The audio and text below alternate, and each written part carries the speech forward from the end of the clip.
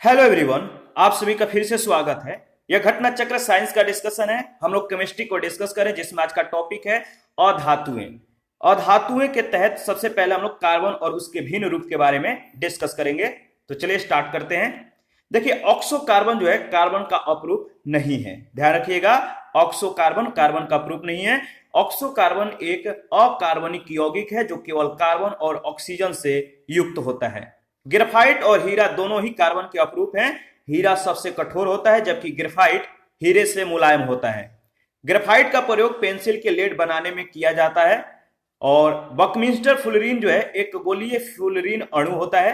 Carbon का यह अपरूप है और इसका सूत्र C60 है। याद रखिएगा, बकमिंस्टर फुलरीन जो है एक गोलीय फ्लोरीन अणु है। 20 षष्ठभुजों और 12 पंचभुजों से निर्मित इस यौगिक की संरचना में कार्बन परमाणु बहुफलकीय संरचना से आबद्ध होते हैं। कोयले के खनिजों को कार्बन के प्रतिशत मात्रा के आधार पर मुख्यतः 4 प्रकारों में बांटा गया है। पहला है लिग्नाइट, जिसमें कार्बन की मात्रा जो है 25 से 35%।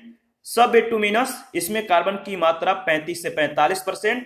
बेटुमिनस में कार्बन की मात्रा जो होती है 45 से 85%। और एंथ्रासाइट में कार्बन की मात्रा 85% से भी अधिक होता है। देखिए, हीरे का उपयोग जो है कांच को काटने तथा उसको उत्कीर्ण करने या खरोचने में होता है। इसके बाद है हाइड्रोफ्लोरिक अम्ल। हाइड्रोफ्लोरिक अम्ल का प्रयोग कांच पर उत्कीर्ण करने और खरोचने में किया जाता है। कांच हाइड्रोफ्लोरिक अम्ल में घुलनशील सिलिकेट बनाता है, जिसके कारण हाइड्रोफ्लोरिक अम्ल का भंडारण कांच के बर्तनों में नहीं किया जाता है। ध्यान रखिएगा, हाइड्रोफ्लोरिक अम्ल का भंडारण कांच के बर्तनों में नहीं किया जाता है। कैरेट का उपयोग किसी हीरे का वजन बताने में किया जाता है। तो याद रखिएगा, 1 कैरेट बराबर 0.2 ग्राम और 0.2 ग्राम बराबर 200 मिलीलीटर ग्राम होता है। ध्यान रखिएगा, ग्रेफाइट जो है स्लेटी काले रंग का चिकना चमकदार कार्बनिक पदार्थ होता है। ग्रेफाइट चूर्ण का उपयोग भारी मशीनों में संनेहक के रूप में किया जाता है। ठोस कार्बन डाइऑक्साइड को शुष्क बर्फ या शुष्क हिम कहा जाता है। यह गर्म करने पर सीधे ही गैस में परिवर्तित हो जाती है। इसका उपयोग आइसक्रीम के निर्माण में तथा प्रभावकारी शीतलक के रूप में किया जाता है। इस पर आधारित पहला प्रश्न, निम्नलिखित तत्वों में से कौन सर्वाधिक यौगिक निर्माण करता है? निम्नलिखित तत्वों में से कौन सर्वाधिक यौगिक निर्माण करता है? इसका सही जवाब होगा कार्बन। उपयुक्त तत्वों में से सर्वाधिक यौगिक निर्माण करने की क्षमता कार्बन में होती है। ध्यान रखिएगा। और सेकंड नंबर क्वेश्चन है, निम्नलिखित में किसमें कार्बन नहीं है? निम्नलिखित में किसमें कार्बन नहीं है? इसका सही जवाब होगा उपरोक्त में से कोई नहीं, डी ऑप्शन। हीरा जो है कार्बन का अपरूप है। इसका आपेक्षिक घनत्व 3.5 है। ग्रेफाइट स्लेटी काले रंग का चिकना चमकदार कार्बनिक पदार्थ होता है और इसका आपेक्षिक घनत्व जो होता है 2.25 होता है। जबकि कोयला एक ठोस कार्बनिक पदार्थ है जिसका ईंधन के रूप में प्रयोग में लाया जाता है। क्वेश्चन नंबर 3 है, निम्नलिखित में से कौन केवल कार्बन से बना हुआ है? कौन केवल कार्बन से बना हुआ है? 4 ऑप्शन है, आपको बताना है इसमें सही जवाब क्या होगा। तो केवल कार्बन से बना हुआ है वो है आपका graphene, C option. Graphene carbon का एक द्विआयामी अपरूप है। ध्यान रखिएगा। 4 नंबर है, ग्रेफीन होता है। ग्रेफीन क्या होता है? कार्बन का नैनो प्रतिरूप, बी ऑप्शन।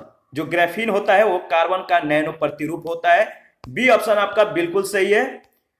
देखिए, ग्रेफीन जो है एक अणु की मोटाई, ग्रेफीन एक अणु की मोटाई समान कार्बन की एक पतली परत है जिसके नैनो प्रौद्योगिकी के क्षेत्र में महत्वपूर्ण अनुप्रयोग है। क्वेश्चन नंबर 5 है, अधोलिखित में कौन सा कार्बन का अपरूप नहीं है?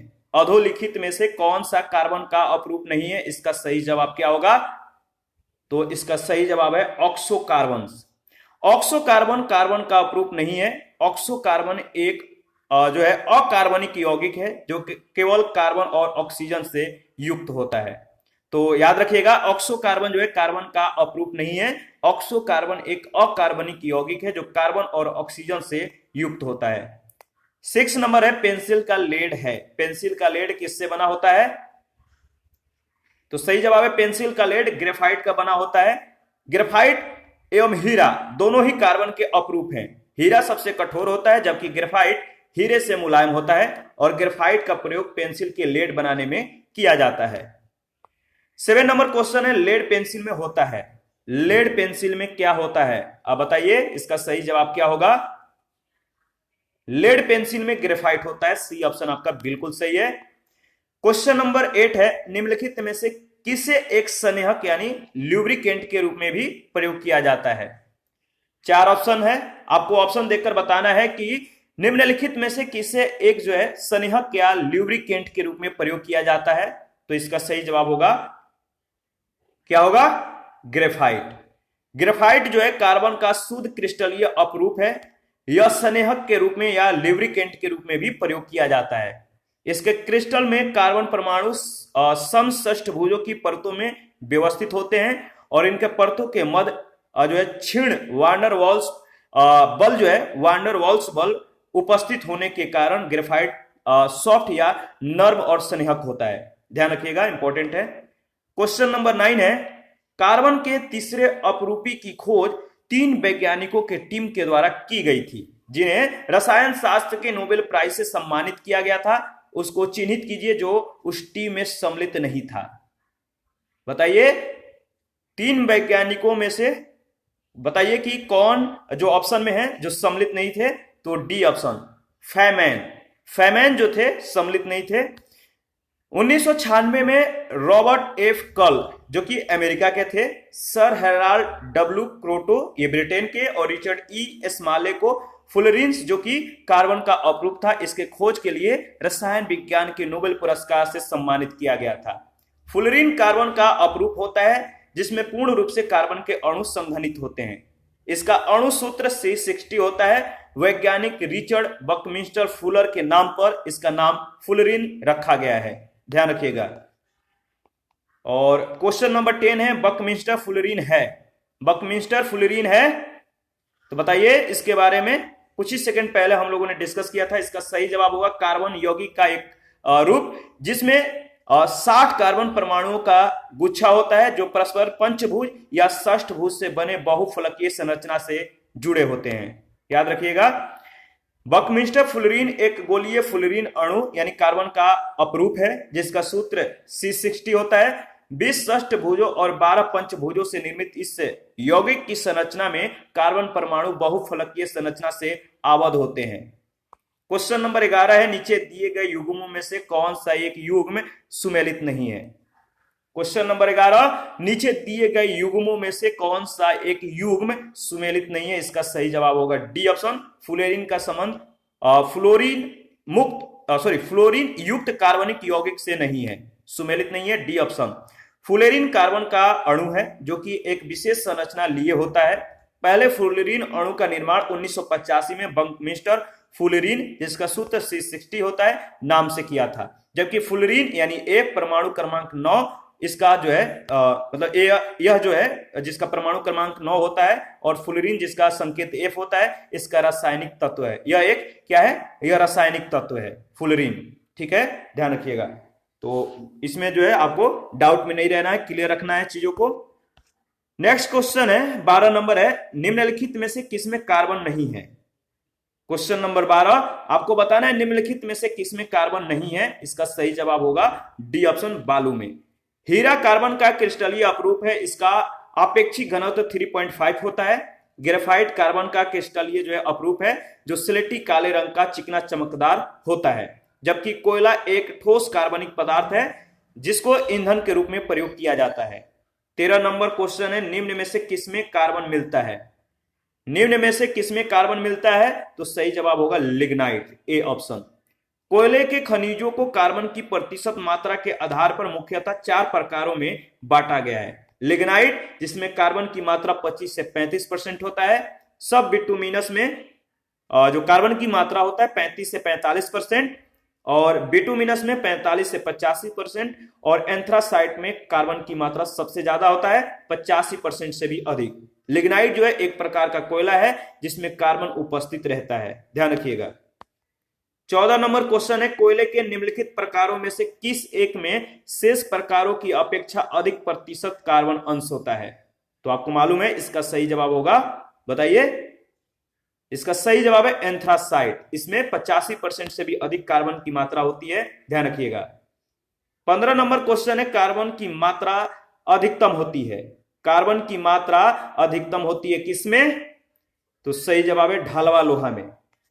ढालवा लोहा जो है इसमें कार्बन की मात्रा लगभग 3.5 से 4.5% तक होती है, जो दिए गए अन्य विकल्पों पिटवा लोहा में 0.04 से 0.08%, स्टील में 1.5% और मिश्र धातु स्टील में 0.1 से 1% से अधिक होती है, ध्यान रखिएगा। 16 नंबर क्वेश्चन है, निम्नलिखित में से कौन सा क्रिस्टल नहीं है या रवा नहीं है? कौन सा क्रिस्टल नहीं है? 4 ऑप्शन है, आपको देखकर बताना है कि निम्नलिखित में से कौन सा क्रिस्टल नहीं है। याद रखिएगा, नमक, चीनी, हीरा, क्वार्ट्ज, बर्फ, ग्रेफाइट इत्यादि क्रिस्टल के श्रेणी में आते हैं, जबकि गंधक क्रिस्टल के श्रेणी में नहीं आता। तो गंधक आपका सही जवाब होगा, जो कि क्रिस्टल नहीं है। C option is right option. 17 number question है, निम्नलिखित कथनों पर विचार कीजिए। कांच पर उत्कीर्ण किया या खरोचा जा सकता है। कांच पर उत्कीर्ण किया या खरोचा जा सकता है किससे? तो सही जवाब है, देखिए इसके बारे में हम लोगों ने शुरू में ही डिस्कस किया था। इसका सही जवाब होगा हीरा से और किससे? हाइड्रोफ्लोरिक अम्ल से। यानी पहला और दूसरा सही जवाब होगा। C option is right option. हीरे का उपयोग कांच को काटने, उस पर उत्कीर्ण करने या खरोचने में किया जाता है, और हाइड्रोफ्लोरिक अम्ल का प्रयोग भी कांच पर उत्कीर्ण करने और खरोचने में होता है। कांच हाइड्रोफ्लोरिक अम्ल में घुलनशील सिलिकेट बनाता है, और यही कारण है कि हाइड्रोफ्लोरिक अम्ल का भंडारण कांच के बर्तनों में नहीं किया जाता है। 18 नंबर क्वेश्चन है, हीरे के बिक्री में भार की इकाई कैरेट होती है। 1 कैरेट बराबर कितना होता है? हीरे की बिक्री में भार की जो इकाई है कैरेट होती है। 1 कैरेट के बराबर 200 मिलीग्राम के, या 1 कैरेट बराबर 200 मिलीग्राम होता है, और जो 1 कैरेट बराबर 0.2 ग्राम भी होता है, ध्यान रखिएगा। तो 1 कैरेट बराबर कितना?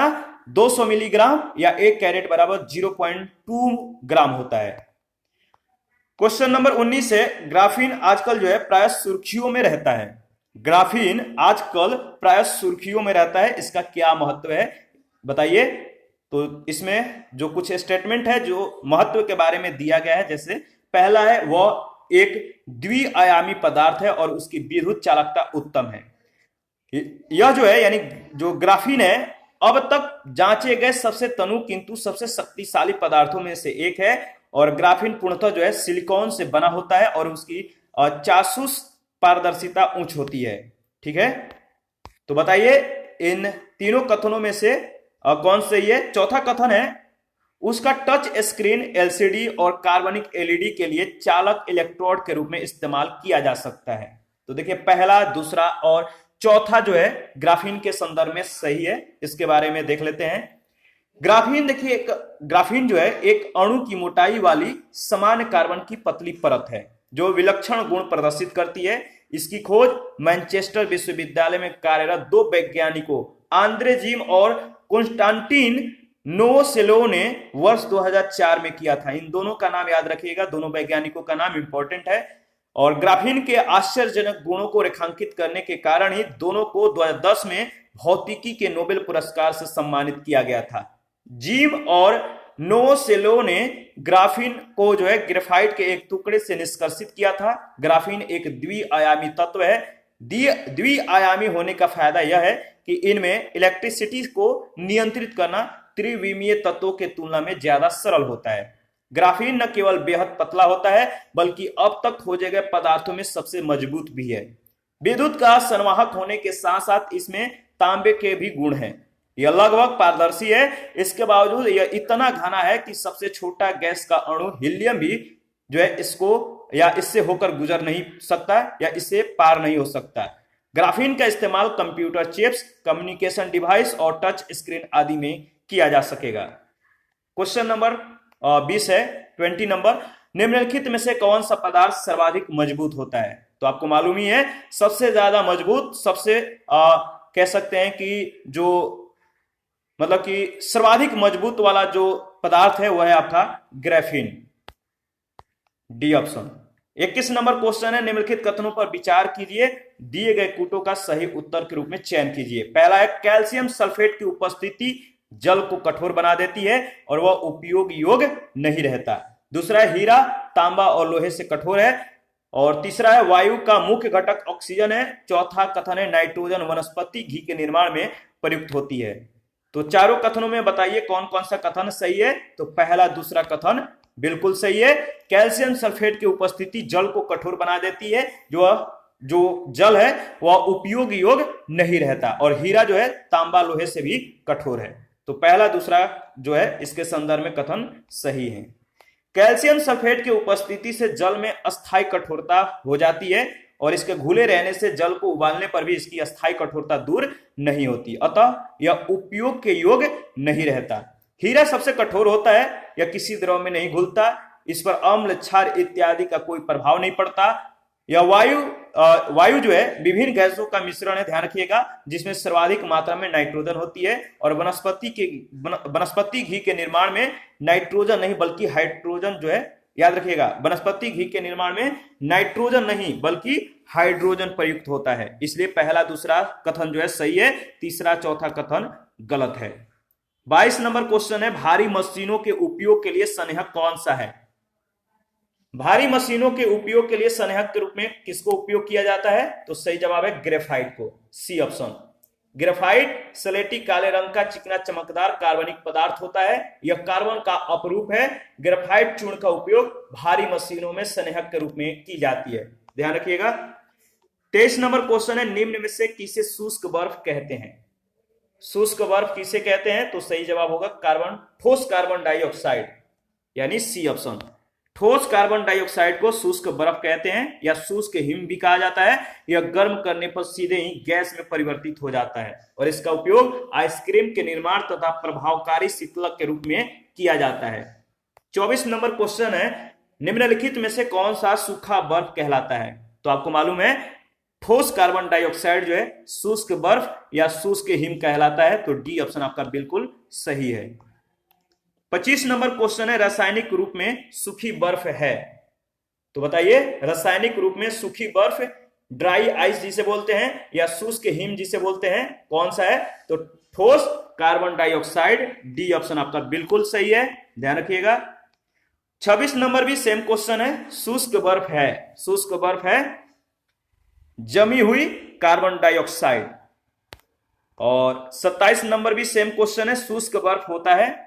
शुष्क बर्फ किसको कहते हैं। तो ठोस कार्बन डाइऑक्साइड को शुष्क बर्फ या शुष्क हिम कहते हैं। 28 नंबर क्वेश्चन है, निम्नलिखित अधातुओं में से कौन सा एक विद्युत का मंद चालक नहीं है। निम्नलिखित अधातुओं में से कौन सा एक विद्युत का मंद चालक नहीं है। इसका सही जवाब होगा सिलीनियम, बी ऑप्शन। विद्युत का चालक धात्विक गुण है। किसी वर्ग में नीचे की ओर जाने पर धात्विक प्रकृति बढ़ती है, किसी आवर्त में बाएं से दाएं जाने पर धात्विक गुण घटता है। अतः उपयुक्त में सर्वाधिक वैद्युत चालक सिलीनियम है। सिलीनियम एक अधातु है। भूरा सिलीनियम एक अर्धचालक है और यह अंधेरे की अपेक्षा प्रकाश में विद्युत का अच्छी प्रकार का चालन करता है। और इसकी खोज 1817 ईस्वी में स्वीडिश रसायन विज्ञानी ब्रोन जोन्स जैकब के द्वारा जो है बर्जिलियस ने की थी। यानी ब्रोन जोन्स जैकब बर्जिलियस इनका पूरा नाम है। तो याद रखिएगा जोन्स भी जो है ब्रोन जोन्स जैकब भी नाम दिया जाता है या जैकब भी दिया जाता है। तो ध्यान रखिएगा इनका पूरा नाम ब्रोन जोन्स जैकब बर्जिलियस ने की थी 1817 में। यह स्वीडिश रसायन विज्ञानी थे। आगे बढ़ते हैं और इसी के साथ जो है नेक्स्ट सेशन में हम लोग हाइड्रोजन और उसके यौगिक के बारे में डिस्कस करेंगे। तो आज का सेशन यही समाप्त करते हैं। आप अपना जो प्रतिक्रिया है जरूर दीजिएगा।